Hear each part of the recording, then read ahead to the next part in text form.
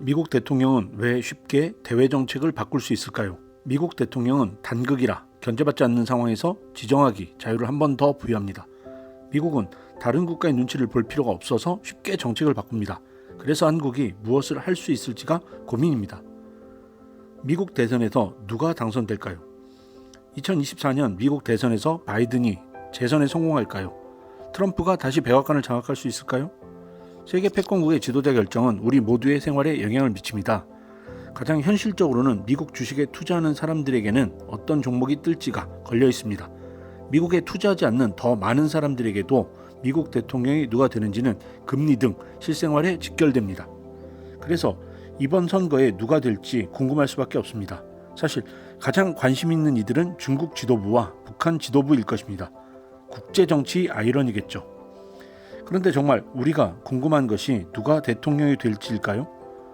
이보다 당선된 대통령이 어떤 정책을 선택할지가 중요합니다. 그런데 여러분, 미국이 얼마나 대외 정책을 쉽게 바꿨는지 아시나요? 트럼프 대통령은 미국 우선주의를 내세우면서 멕시코의 35%, 중국의 25%의 관세를 마구 때려댔습니다. 다음 대통령인 바이든 대통령은 국제기구와 동맹을 강조하고 있습니다. 채널 이해와 오해는 이번 영상에서 한국인뿐 아니라 전 세계에 영향을 미치는 미국이 왜 이리 마음대로 정책을 바꾸는지를 살펴볼 것입니다. 이 주제를 통해 미국의 지정학 특성을 이해해 볼 것입니다. 그리고 한국의 현실적 고민도 함께 해볼 것입니다. 끝까지 시청해 주시면 한국의 고민을 공유하시게 될 것입니다. 미국 대통령들의 정신없는 정책 변화. 1991년 탈냉전 이후 미국 대통령의 대외정책 기조는 다음과 같습니다. 1993년 취임한 클린턴 대통령은 다자주의를 사용했습니다. 여기서 다자주의는 다른 국가들의 목소리와 이익을 반영하는 대외정책을 의미합니다. 2001년 부시 행정부는 일방주의를 사용했습니다. 일방주의는 미국의 국익을 일방적으로 반영하는 대외정책 방안입니다. 2009년 출범한 오바마 대통령은 다시 다자주의로 바꿨습니다. 2017년에 트럼프 대통령은 일방주의로 유턴했습니다. 2021년 바이든 대통령은 다자주의로 핸들을 다시 틀었죠. 비유하면 냉탕, 온탕, 냉탕이죠. 정신없죠. 세계 최강 패권 국가가 뭐 이런 수준인가 싶을 수 있습니다. 미국 외교 연구자들은 미국의 행동 방식을 하나의 멋진 말로 풀었습니다. 비일관성의 일관성이라고요. 뭔 소리냐고요? 정신없이 왔다 갔다 하는 것이 하나의 패턴이 되었다는 것이죠. 미국 대통령이 자유로운 이유. 패권 국가인 미국은 탈냉전 이후 왜 이리 정신없이 외교 기조를 바꿨을까요? 가장 단순한 논리로 답을 찾아보겠습니다. 1993년 클린턴 대통령에서 2024년 바이든 대통령 시기까지 공통된 특성이 있습니다. 미국이 패권이란 점입니다. 패권 국가의 대표적 정의는 국력이 2위 국가보다 거의 2배 가까이 강한 국가나 2개의 강대국과 동시에 전쟁을 수행할 수 있는 국가를 의미합니다. 국력 측정 방식에서 학자들의 합의된 기준은 없지만 국력이 우월해 도전 국가가 없는 것은 확실합니다. 따라서 패권 국가는 무엇을 해도 견제할 국가가 없습니다. 패권은 미국의 행동의 자유를 부여합니다. 2003년 이라크 전쟁의 입증 사례죠. 그런데 동일한 원인으로 다른 결과를 설명할 수는 없습니다. 대통령마다 다른 정책을 선택했다면 다른 결과를 설명할 수 있는 공유하지 않는 원인이 있어야 합니다. 이것을 정치학에서는 차이법이라고 합니다. 어렵지 않습니다. 같은 부모 밑에서 다른 성격의 자녀가 태어납니다. 자녀에게 주어지는 유전자가 다르기 때문입니다. 가장 단순히 생각해 볼 수 있는 다른 요인은 대통령이 속한 정당입니다. 공화당은 일방주의 정책을 선택하고 민주당은 다자주의 정책을 선택한 것입니다. 하지만 공화당의 레이건 대통령은 일방주의보다는 동맹국가들과의 협력을 중시했습니다. 꼭 정당의 특성만은 아니란 얘기죠. 그래서 최종적으로 찾아볼 수 있는 것이 바로 대통령 개인의 성향입니다. 클린턴 대통령은 멋진 외모와 뛰어난 머리와 언변을 가지고 있었습니다. 그래서 다른 지도자들을 설득할 수 있다는 자신감이 강했습니다. 그래서 그는 다자주의를 선택했습니다. 반면 아들 부시 대통령은 젊은 시절 과음으로 정확하지 않은 단어를 사용했습니다. 그래서 다른 지도자들과 협상하기보다는 일방적으로 정책을 강요하는 성향이 있었습니다.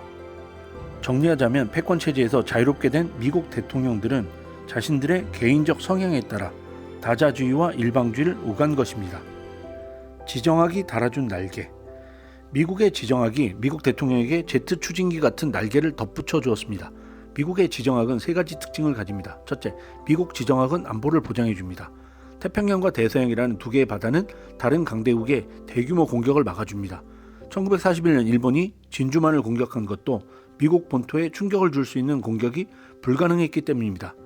현재도 미국 본토를 공격할 대규모 함대를 구성할 국가는 없습니다. 반면 미국은 11개의 항공모함 전단을 이용해 다른 국가들에 개입할 수 있습니다.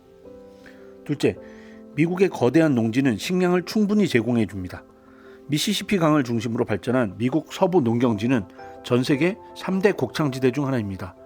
무역이 단절되지 않은 극단적 상황에서도 미국은 식량이 부족하지 않습니다. 중국이 세계에서 식량을 가장 많이 수입하는 상황과 대비됩니다. 미국은 다른 국가에 아쉬울 게 없죠. 셋째, 에너지 분야에서 셰일가스가 미국을 자유롭게 만들어줍니다. 2010년 셰일가스가 터지기 전 미국은 중동 산유국에서 석유를 수입해야 했습니다. 1973년 4월 중동 전쟁 후 오일 쇼크처럼 중동 정치에 민감할 수밖에 없었습니다.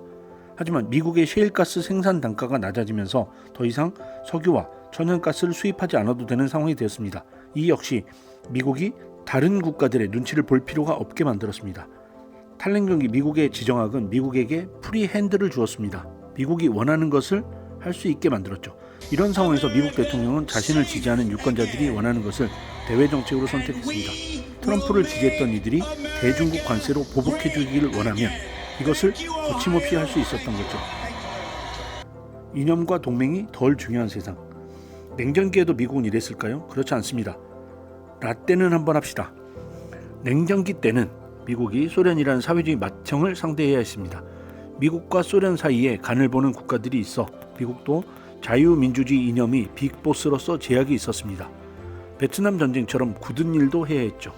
동맹 국가들도 잘 챙겨줘야 했습니다. 조폭 세계처럼 배신자가 없게 하려면요. 하지만 탈냉전은 이념보다 지리와 이익을 중요하게 만들었습니다. 지역 분쟁들로 인해 미국보다 동맹 국가들이 미국에 더 아쉬운 시대가 되었죠. 한국에게는 좋은 것일까요? 한국에겐 미국 대통령이 쉽게 대외 정책을 바꾸는 것이 좋을 리 없습니다. 인구 5천만의 한국은 작은 인구의 작은 경제 규모를 가진 국가입니다. 1980년대 미국은 일본을 때리기 위해 일본 반도체 산업을 버리고 한국을 선택했습니다. 한국은 만세를 불렀고 일본은 눈물을 흘렸습니다. 그리고 반도체는 30년간 한국 성장의 주된 원동력이었습니다. 그런데 최근 미국이 반도체 시장을 미국 중심으로 재편하려 합니다. 한국이 눈물을 흘려야 하는 상황이 되고 있습니다. 이처럼 미국의 예상하기 어려운 정책 변화는 한국에게는 날벼락입니다. 그렇다면 한국은 어떻게 해야 할까요? 바짓가랑이만 붙들고 있기에는 한국의 자존심이 상합니다. 거대한 내수 시장을 만들긴 어렵습니다. 미국을 버리고 중국으로 가기에는 정치적 위험이 너무나도 큽니다. 사자가 무섭다고 호랑이를 찾아가는 꼴입니다. 그렇다고 한국이 울고만 있을 수도 없습니다. 천상 미국의 대외 정책에 한국의 목소리를 반영할 수 있게 해야 합니다. 미국에게 한국이 중요해야 됩니다. 이를 위해서는 한국의 전략적 가치를 명확히 하는 것이 필요합니다. 동아시아에서 한국이 미국과 교환할 수 있는 것을 찾고 발전시켜야 합니다. 여기서 구독자 여러분의 참신한 아이디어도 필요합니다. 영상 끝까지 시청해 주셔서 감사합니다. 이 영상에 공감하셨다면 여러분의 의견을 공유해 주십시오. 또한 구독과 좋아요를 눌러주시면 미국과 한국 지정학의 이해를 높이는 수준 높은 컨텐츠를 제작하는 데 큰 힘이 됩니다.